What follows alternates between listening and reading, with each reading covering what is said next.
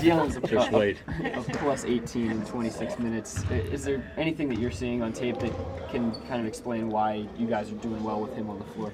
Well, again, I think to your point, sometimes the plus minus is a little bit misleading.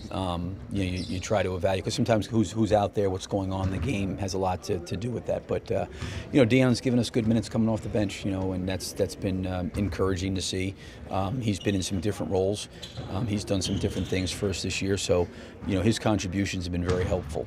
Billy, the rebounding you guys are getting from really a lot of different people. I know there's a lot of focus on what Steve and Ennis are doing, but you're really getting it from a lot of different guys. Is that a product of opponent? Is that a product of planning? I mean, where's that coming from for you guys in this series? Well, I think one of the most challenging, difficult things to do, at any level is to get back in transition, and to be able to balance the floor. And certainly San Antonio's done a great job, executing and creating, shot opportunities.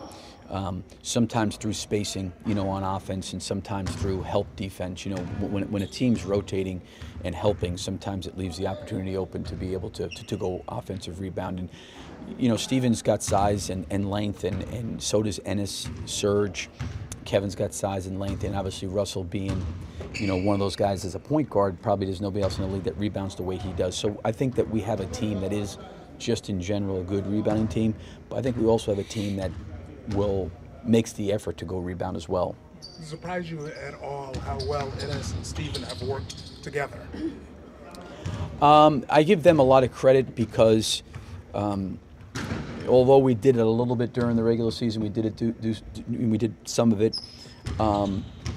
Being able to get with those guys after practice and talk to those guys and seeing both of them work together to try to play off each other, of how to space the floor and work together has really been. They've got I think a good bond going there, and they're both out there trying to help each other, which is really, really great, to see. And it's been a little bit more challenging for Ennis because he's been in a lot of different spots, and he's trying to figure that out and absorb that, where they're both complementing each other. But I think both those guys probably deserve a lot of credit for trying to work things out together. Billy, you played them more together against San Antonio than any opponent in the regular season. Did you envision this when the series started, or has this been an adaptation as the series has gone on? No, I mean I've liked playing Steven and Ennis together. We've done it sometimes. It was not great. Being very, very honest in Game 3. At home, it wasn't great, and we took some time and tried to work on different things. I think in a series, you've got to be willing to be able to play different combinations of players, whether it be Serge and Ennis, Serge and Steven and Ennis together, sliding Kevin to the power forward spot. I think roster-wise, you got to be able to be able to move around guys at different positions and play some different lineups and things like that. So I've always liked it. But it's been something that we've tried to continually evolve into. Danny Green made a comment last night that you guys from the bench, I assume it was probably Vinny yelling out plays before they were running. And I asked Stephen a little bit about the coaches, and he said it's been a great relationship between all the coaches to work together. Talk a little bit about that and how it has come together to enable you guys to then get them on the floor, the best ones out there. Well, one of my beliefs, coaching staff-wise, is I think every coach is always preaching to their team that they want chemistry, they want cohesiveness, they want unselfishness, they want sacrifice.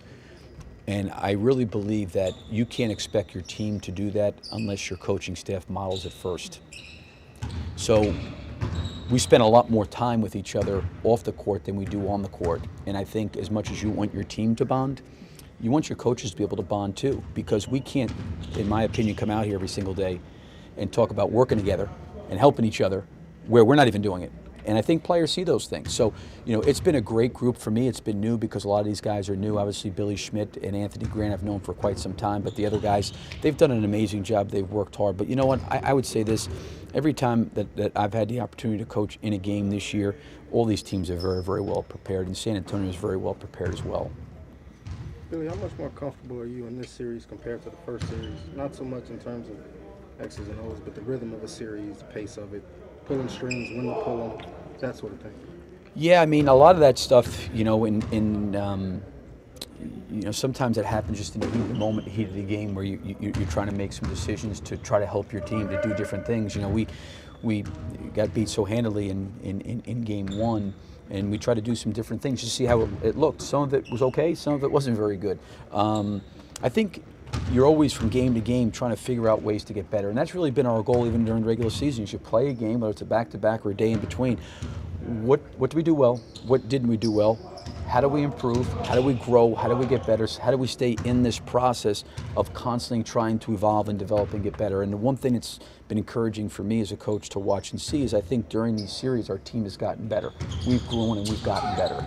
You feel like you've gotten better as a coach? I hope so. I've always felt, as a person, even being in college as long as I think my goal has always been to try to improve and be better than the next day than the last day. And, sometimes, your greatest teachers are your mistakes, where you do make some mistakes, you look back on things or, maybe should have done this, maybe should have done that. I think you always, as a coach, beat yourself up or look at different things, but you're always trying to evolve, grow, and get better. And that process is always a process where there's going to be ups and downs. It's never, I think growth is never just like this straight line like this. A lot of times it's up, it's down, it's up, and you got to be willing to go through that. And sometimes you've got to learn through success, you got to learn through failure. So to me, I hope I'm getting better. I work to try to get better and improve each day. Billy, you just said something that light bulb went off in my head talking about game one, that blowout, which I know a lot of people just as soon forget. But the fact that you guys did have a chance to try some things, was that, I don't want to say blessing in disguise getting beat like that, but right. Did that give you a chance to maybe try some things that you wouldn't have otherwise? I think during the course of the series, things are going to happen and involve anyway. Things are just going to happen, and you got to do some different things. It's a 7-game series. San Antonio's a great team, and obviously Pop's is an incredible coach. But I think you're always going to have to evolve through the course of a series. Nothing stays actually the same all the way through. So the biggest thing for us, this is no different for us than after game one. Okay, what did we do well? What didn't we do well? Where do we need to improve? Where do we need to get better? And how can we grow from this? What does it say about the mentality of this team, though, to get beat by over 30 points in the first game, then come back, win 3 of the next 4, 2 of them on the road? Yeah, you know what? I really believe that every game, every competitive game, is its own identity. It's its own. There's not like these carryovers. And I know that San Antonio played a great game, but we had to come back and learn and get better. We had to play better. So every competitive entity, every competitive game has its own separate identity into it, and we'll have to play tomorrow night in that process of this individual game and try to do the best job we can preparing today, preparing tomorrow morning, and then going out and trying to play to the best of our ability.